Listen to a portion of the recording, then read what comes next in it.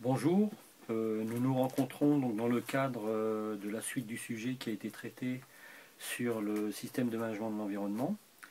Nous sommes à la troisième partie qui concerne la notion de contrôle. Donc souvenez-vous, donc la première partie traitait de la politique et de la planification. La deuxième partie traitait de la mise en œuvre et du fonctionnement du système de management de l'environnement. La troisième partie traite du contrôle et la quatrième, donc, que nous verrons après, concernera la revue de direction.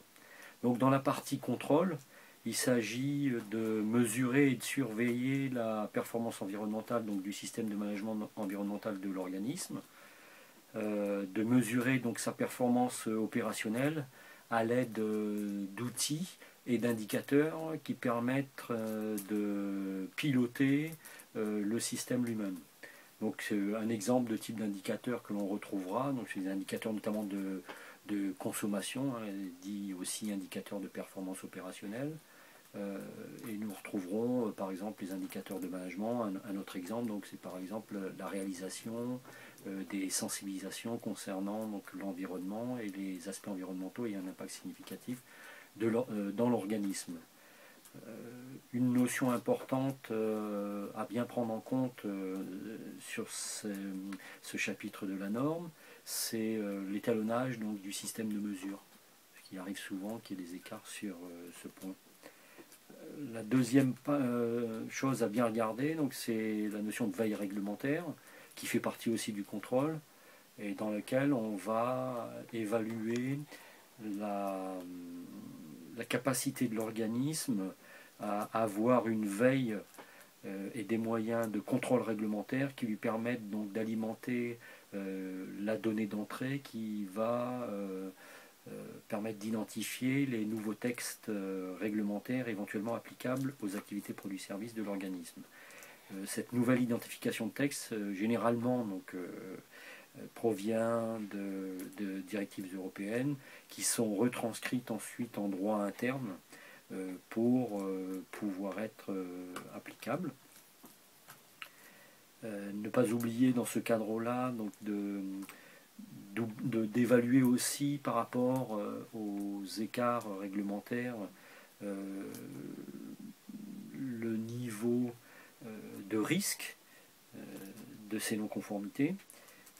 Et ensuite,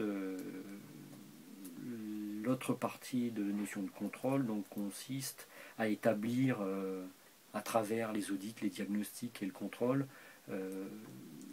des non-conformités qui permettent d'identifier le fait que l'organisme ne répond pas à un certain nombre d'exigences et donc de mettre en place derrière sur des fiches types et des outils prévus à cet effet les actions correctives et ensuite préventives pour éviter bien évidemment que ces phénomènes et ces écarts se reproduisent.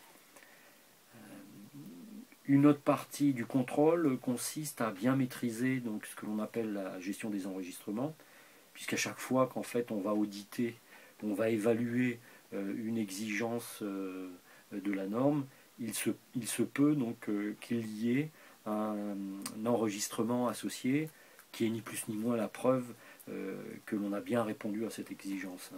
Alors on va retrouver là-dedans notamment des plans de réseau sur les installations, on va retrouver là-dedans notamment tous les bordereaux de suivi de déchets s'il s'agit des déchets, les arrêtés préfectoraux, les récépissés de déclaration, les documents techniques amiantes, les documents qui amènent la preuve que vous avez bien pris en compte les atmosphères explosives, et d'une manière générale tous les enregistrements liés aux exercices que l'on peut faire dans le cadre des situations d'urgence.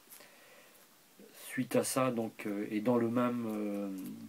sur le même sujet, la notion de contrôle, il y a une exigence d'établir un programme d'audit dans lequel on positionnera sur un cycle par exemple l'audit de l'ensemble des exigences du référentiel en question. Et il faudra juste ne pas omettre d'amener la preuve, l'enregistrement en fait, de la formation des auditeurs internes ou dans le cas de sous-traitance, des auditeurs pour lesquels on organise des missions d'audit interne en prenant bien en compte le fait qu'un auditeur ne peut pas être en même temps prenant parti et doit avoir donc une indépendance par rapport au sujet qu'il audite. Donc c'est la notion d'impartialité. Voilà. Donc voilà ce qu'il en est de la partie contrôle, donc de la norme. Je vous donne rendez-vous donc à une prochaine fois pour terminer la présentation générale de cette norme et notamment à travers la revue de direction.